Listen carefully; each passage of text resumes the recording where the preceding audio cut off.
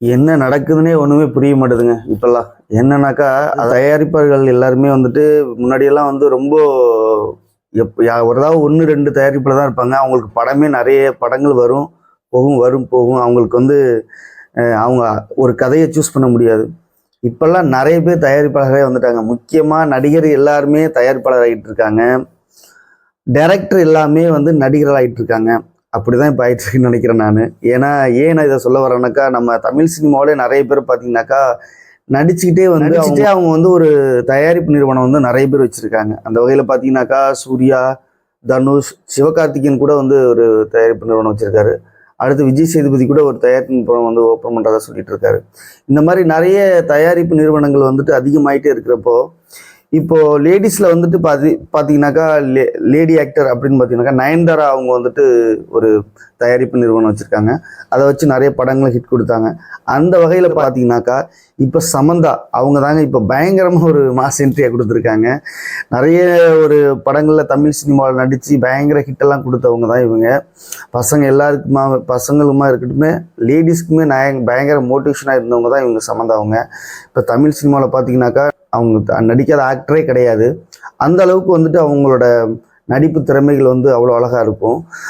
இப்போ இடையில அவங்க வந்துட்டு இந்த இடைப்பட்ட காலங்களில் வந்து அவங்களோட திருமண வாழ்க்கையில வந்து நிறைய மிஸ் அண்டர்ஸ்டாண்டிங் ஆகி அவங்க வந்துட்டு ரொம்ப ஒரு ஒரு மனதளவில் வந்து ரொம்ப பாதிக்கப்பட்டிருந்தாங்க. அதுக்கப்புறம் அவங்களோட மைண்ட் செட்லேருந்து ஒரு பாசிட்டிவ் மைண்ட் செட் பண்ணி அவங்க எல்லாருமே சில விஷயத்துலேருந்து விலகி இப்போ ஓரளவுக்கு ரெடியாகி வந்துட்டாங்க அப்படின்னு தான் சொல்லலாம். அதுக்கப்புறம் நிறைய போய் பார்த்தீங்கன்னாக்கா நிறைய வெப் சீரிஸ்லாம் நிறைய பண்ண ஆரம்பிச்சாங்க. இப்போ ரீசெண்டாக கூட ஒரு வெப் சீரிஸ் பண்ணாங்க. அதுவும் இல்லாமல் அதுக்கப்புறமும் ஒரு வெப் சீரிஸில் கமிட் ஆகி அந்த ஒரு வெப் சீரிஸில் நடிச்சுட்டு வந்துட்டு இருக்காங்க. இப்போ இதெல்லாம் இருக்க போய் அவங்க ஒரு படம் தயாரித்து இப்போ ரிலீஸ்க்கு தயாராக வச்சுருக்காங்க அப்படின்னு சொன்னால் நம்பவே முடியல உண்மையிலே. இப்போ ரீசெண்டாக வந்து சிட்டாட்டல் அப்படிங்கிற வந்துட்டு ஒரு வெப் சீரிஸில் நடிச்சுட்டு அதுக்கும் நல்லாவே அவங்களோட நடிப்பு நல்லா இருந்துச்சு. அதுக்கப்புறம் பார்த்தீங்கன்னா இப்போ அதுக்கப்புறம் வேற ஒரு வெப் சீரிஸில் கமிட் ஆகியிருக்காங்க.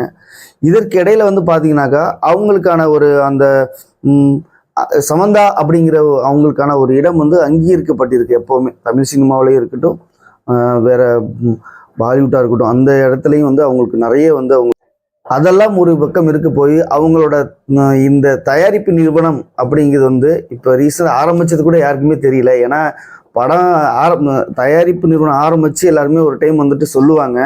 ஆனால் இவங்க வந்து தயாரிப்பு நிறுவனம் வந்து ஆரம்பிக்கிறப்ப எல்லாருமே வந்து பார்த்தீங்கன்னாக்கா தயாரிப்பு நிறுவனம் ஆரம்பிக்கிறப்ப பார்த்தீங்கன்னாக்கா பயங்கரமாக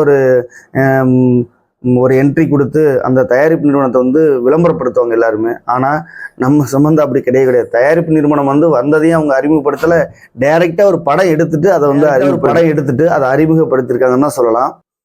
டலாலா மூவிங் பிக்சர்ஸ் அப்படிங்கிறது தான் அவங்களோட வந்து தயாரிப்பு நிறுவனத்தோட பேராக வந்து அவங்க வந்து சொல்லியிருக்காங்க. அந்த டலாலா மூவி பிக்சர்ஸோட முதல் படமாக சுபம் அப்படின்ற ஒரு படத்தை எடுத்து அதுக்கு வந்துட்டு டைட்டில் எல்லாமே கொடுத்து படம் எல்லாமே ஃபுல்லாக ரெடி ஆகி ரிலீஸ் டேட்டுக்காக வெயிட் பண்ணிட்டு இருக்காங்க. அவங்களோட ஹார்ட் ஒர்க் எந்த அளவுக்கு இருக்கு பாருங்க. உண்மையிலேயே ஒரு நிறைய சங்கடங்களுக்கு அப்புறம் நிறைய பிரச்சனைகளை அவங்க எதிர்கொண்டதுக்கு அப்புறம் அவங்களோட ஒரு கான்ஃபிடென்ட் எப்போவுமே விடாமல் அவங்களோட மோட்டிவேஷன் ஃபுல்லாக அவங்களோட மைண்டில் இருந்து அவங்க எல்லாமே இந்த அளவுக்கு அதை செஞ்சு முடிச்சிருக்காங்கன்னு தான் சொல்லலாம். ரொம்பவே வரவேற்கத்தக்கதாக இருக்குது.